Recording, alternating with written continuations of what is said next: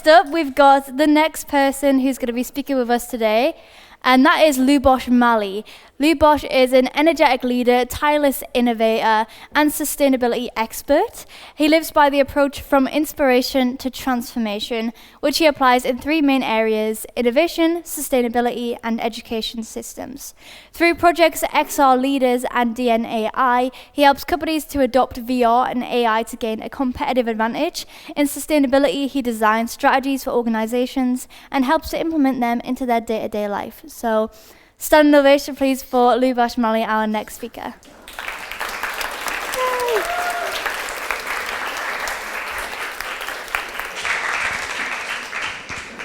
Does this one work? Yes, it does.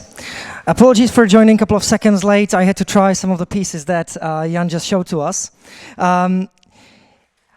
I will have a pleasure to talk about technical sustainability from a slightly different perspective than what you've seen so far. Yeah, and hopefully we will have also some interaction. So what you guys need is a cell phone. Yeah, from time to time there will be some question to you. Maybe then I can ask also in Czech language. Would it be fine? No? Perfect, even better. Good. So, sustainable youth. Before I jump into the very, very exciting topic of apocalyptic sustainability, I will tell you a bit of myself, because that's probably important as well. This was 11 years ago when I started working at the Lego Group. You might know it, toys. Yeah. This is my first day when I started laughing and they suddenly realized that I'm playful enough to join that company. Over a couple of years, I started gaining more and more responsibility, and at the end, so 3 years ago, I was heading up, or I had been heading up one of the innovation centers that was basically responsible for adoption of AI, VR, and all the other exponential technologies to practice, yeah, which is far from just the regular development, but really making it happen. So we were telling proudly that we're the ones that make the future of toys, and how all the Lego bricks will move to your houses. That will make you hopefully proud. Nice. I see that it became a game now. That's cool. So this was this was the view from my office in London. Romantic, isn't it? And later on, this was what I've seen on my screen. So I was typically responsible for projects that were across the globe. So this is actually 70 nationalities from Asia up to Australia, all the countries over there. The problem was that as a member of highly homogeneous society in the Czech Republic, I wasn't ready for that. So I was more and more exposed to diversity and inclusion. That was my first step towards understanding more what sustainability is. So I became a global ambassador of diversity and inclusion, and most likely in hashtag Women in Tech. That was my favorite part of promoting, better role models for all the girls sitting in here, and that technology is not for boys only. And that's only a step from the kind of real sustainability focus. And now we're getting to the topic I will be talking about. Yeah? Please, if you have the QR codes ready, perfect. Some of you do. If you don't, there will be the first question. Very sophisticated one. And that's when I say the word sustainability. What emotion does it trigger in yourself? Is it anxiety? Is it cheerful? Is it excitement? What is it? And please identify it with some of the smileys here. Unless you're a sociopath, please then just skip this. Hopefully no sociopaths in this arena. Cool. Yeah. I don't know how to read this emotion, but I guess that's something cheerful as well. Good. So we're connected. That's the good point. Yeah? You want to click once more? You can. Okay. Good, 76, 78, and I will move on. No worries, there will be more questions for you. So the first one, this will be the 5 chapters I will cover. We will start in what a brilliant year it was, 2022. Then we will take a look at 3 things that I hope will matter to this audience, which is day-to-day decisions you can make about clothes, about food, about drinks. Yeah, that's what you can also take away to your families, and maybe say, Mom, Dad, you don't understand it enough. So hopefully you will get a couple of steps ahead of the others. Yeah? Finally, we will wrap it up and we'll see what kind of change would you like to make for yourself, for your family, for your friends, and so on. So this is what is ahead of us. Is that okay? Is it a good plan? Good? Not brilliant, but great? Okay. Great plan. Love it. Yeah, good. Let's move on. Spoiler alert. There will be a couple of questions I will answer without you asking it. So, what's time and sustainability? Why do they go hand in hand? Why should you stop ironing your t-shirt? That sounds weird, doesn't it? Why beef burgers became very uncool? That sounds even weirder. And finally, warm beer or Coke might be a good choice for the future. And I will explain what that means. Yeah? So this is what I will try to answer without you even asking, and then you will have some questions for me as well. Now, the first one. When I said what a year it was 2022, I don't know if you kind of watched what's going on in the world. It became quite a turbulent place. Yeah? And the media has only certain time that we can spend with it. So there are a couple of events I would like to remind you of, and those are not very pleasant. I'm just warning you. It started with extreme droughts in India. For 3 weeks, that country was under heat over 40 degrees. Not many people in the Czech Republic realized, but those people were generally boiling. So it was incredibly rare. Of course, it happened previously, but this was something amazing. Oh, amazing, that sounds weird.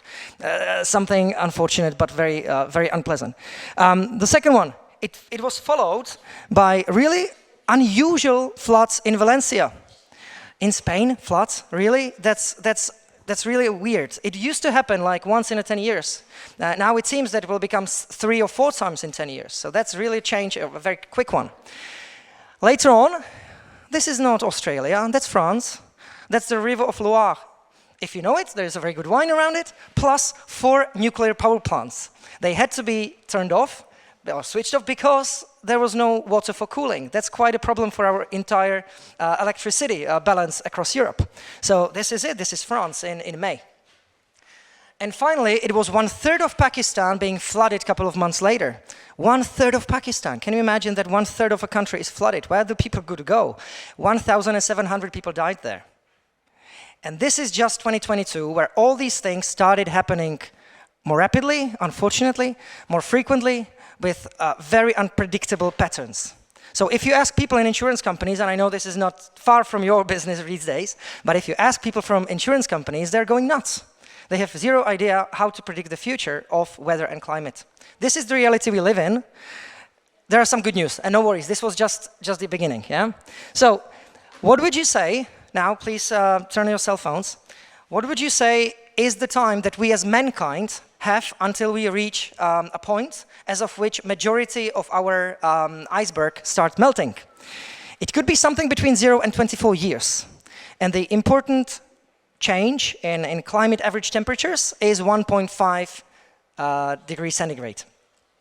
If it's more, then basically all the icebergs will melt. That creates certain problems. If it's less, then it's a little bit more pleasant. So where do we get?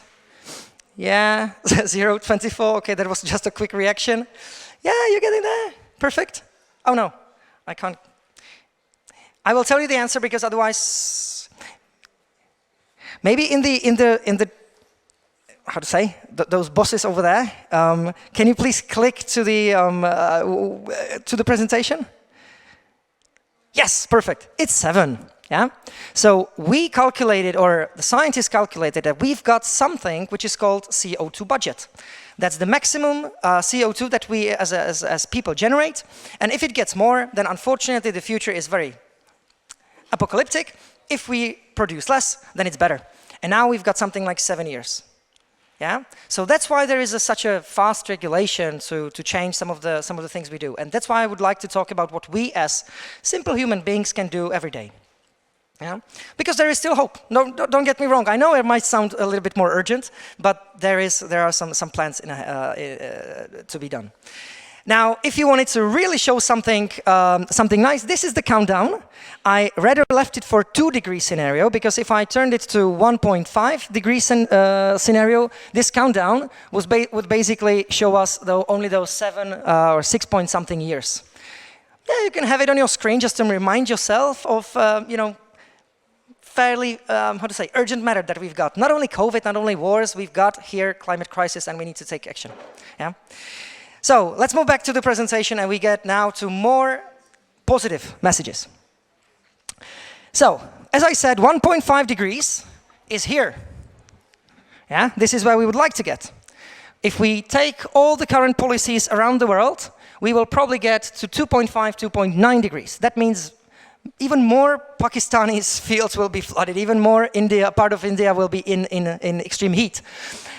It seems now that we will probably get a little bit closer with the new pledges and with the new actions coming from all the state authorities. And good news is that we're far from this. So pretty much the whole planet agrees that not doing anything is no longer an option. That's a good stuff, isn't it? So how to get there? Take a deep breath. Yeah, this wasn't very positive, was it? Yeah. So take a deep breath. What can we do about it? Why there are those thumbs down? Come on. So, if we look at your life these days, how much would you consider it to be a sustainable one? Borat to Joey. Not at all? Looks like Borats are sitting over here. 3 Joeys. Please then come here. You can probably exchange me. Good. Let's take this as the answer at the moment, yeah? And we're young and we're knowledgeable. Oh my goodness. Okay. Maybe we're just humble. That would be a nice interpretation as well. Yeah? So, one thing is clothes. What can you guys do? If you look at all the clothing, where would you say the most CO2 emissions, which we said, or I said, are critical for the planet, where does it come from? Material production, transportation, or its product use, meaning where you wear it, what you do with it. How would you say it is? Where would you say it comes from? Product use. Oh, that's a fast competition. All right. 3. No pressure. 3, 2, 1. Ta-da! Take a look at this. It's way much the material production. Cotton typically comes from water-poor countries. It's very difficult to produce cotton. When you take a look at all these processes, that's fine, but transportation is a really peanut. But we still keep on looking at, it comes from Bangladesh or any other country. It's a problem from a societal perspective, but not from a CO2 trace perspective. This product use, that concerns all the washing, tumble drying, ironing, and that's why I said the first question, just tell your mom not to iron your t-shirts. It's worn one day anyways. It looks cool if you don't. Then you can buy these t-shirts that do not have to be ironed, do not have to be dried even. So there are t-shirts that come from recycled materials that come from that could be recycled because there are no of these the inner labels which prevent them from being recycled. So there is the whole science, and all of your wisdom is just one arm away. You've got it in your cell phone. So one thing that you can definitely change is the way we treat clothes. If there is any piece of t-shirt or trousers in your wardrobe, just bring it back to market or wear it. Yeah, the most unsustainable textile or clothes is the one which is not used but has been produced already. Yeah, so that's one thing we can do. I will quickly move to tips and tricks. Some of them I've mentioned already. Buy clothes that lasts, yeah, ideally, and wear it. What an idea, yeah. Wash at lower levels, avoid tumble drying, and ideally ironing, possible. There are some troubles with the recycled materials that's called microfibers, but there are filters that you can put to a washing machine and save some fish. Not bad at all. And just bring the old clothes back to market. There are so many ways of doing it.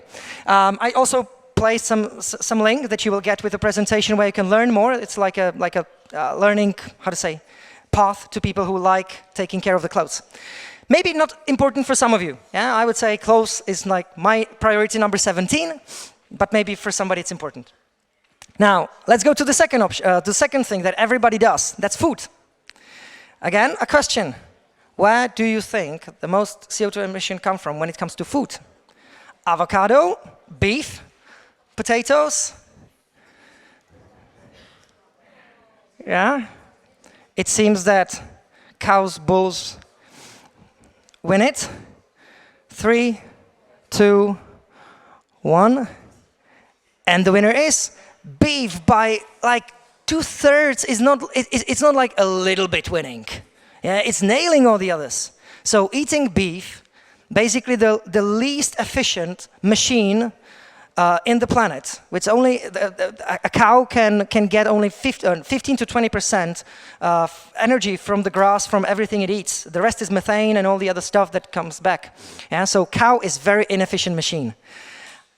Of course, it's an animal. Yeah, so there might be other reasons, but avoiding beef and making this choice is actually quite important for the society and for the CO2 trace. Of course, there are the others. I wanted to show you also potatoes. I'm not saying that everybody would love eating potatoes, all day long. But the point is, there are options, and being just mindful that what I eat has some impact on planet is important. Yeah. One more thing to this. If you take a look at where do the emissions come from when it comes to like part of the process, where would you say? Farming, packaging, or transportation? Yeah? Farming, okay. Transportation, I already provided some hint. 3, 2, 1, ba-da! Just take a look at this. This is beef, yeah? The green stuff, the biggest is definitely the farming, yeah? That's the part we should take care of. Of course, it's nice to work or to eat locally. Many restaurants do that, but again, that's a different reason. It's just nice to bring work to people that live with our communities. But from a CO2 perspective, doesn't matter. It's a very symbolic, it's right thing to do, but it's objectively not the most efficient thing to do. Yeah. So all these things, our world in data. Look how many people had to do the math. And still there are these myths in the society of what makes sense, what doesn't. But there are so many good materials that we can already use, just not watching Netflix all the time. Yeah. Going back to a couple of tips and tricks. Avoid food waste. The same like with t-shirts and trousers lying in your wardrobe. Anytime you throw anything away, that's the biggest CO2 trace. Yeah. So I sometimes order in a restaurant, hey man, what is it that you would throw away today? Just give it to me, I will somehow eat it. Yeah? It's typically broccoli that I don't like. It doesn't matter. It's just molecules that I can transform to thoughts. Yeah? So avoid food waste of any kind. Try plant-based alternatives to beef. I know it used to be really disgusting, all those kind of artificial meats and all that stuff. It's no longer the case. Try it. Some steaks are really, really of a very good taste. And yet another reason to add more fruits and veggies. Yeah? Carrots, potatoes. So again, one of the kind of source of information which might be useful. And finally, drinks. Everybody does it, yeah. So let's take a look at this chapter. Some of us drink coffee. Let's take it as an example. Where would you say the most CO2 emission come from when it comes to a cup of coffee? Packaging, farming. Farming was a popular one. Packaging, adding milk. Everybody knows that. Cool. You're correct. Look at this. That's a comparison of various types of coffee and tea. Yeah? Milk is far the worst ingredient you can put to coffee. I don't drink coffee, so just for you to make you a little bit more guilty, I know it's way better with milk than without. I just wanted to make you knowing that this is a choice, yeah, that has some impact. For me, as a tea drinker, I have just one more rationalization why I can say I don't drink coffee, but so this is the fact. This is when somebody calculated was the impact of drinking coffee with milk, yeah? I'll let you digest this message. I think for somebody this was the saddest part of the whole presentation, yeah? Okay, good, let's move to something more interesting. Beer. Not many people drink it in this room, I understand, yeah?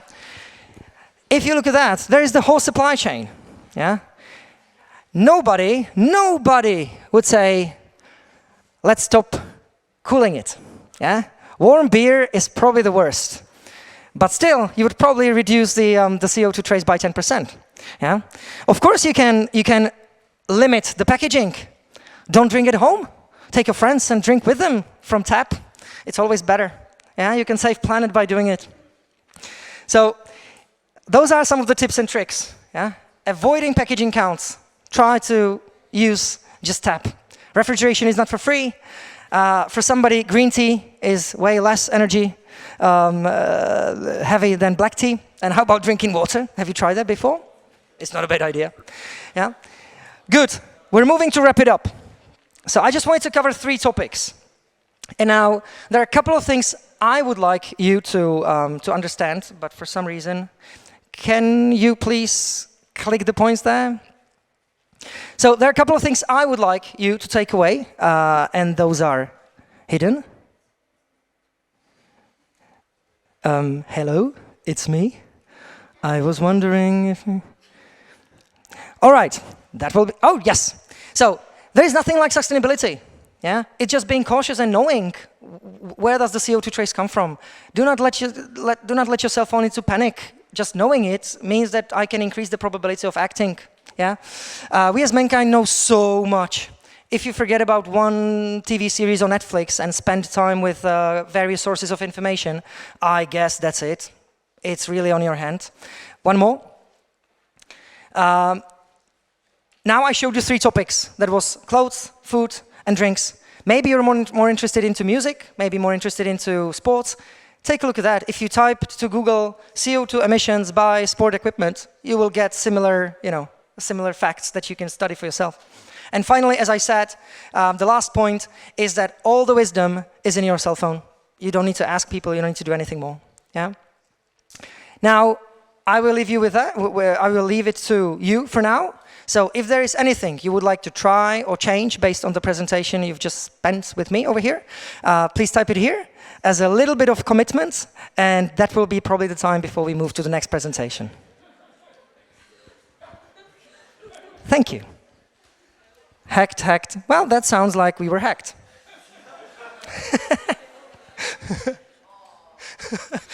So the commitment looks like, yeah, we've got very good people in IT, so I hope you will save the planet, but somehow differently.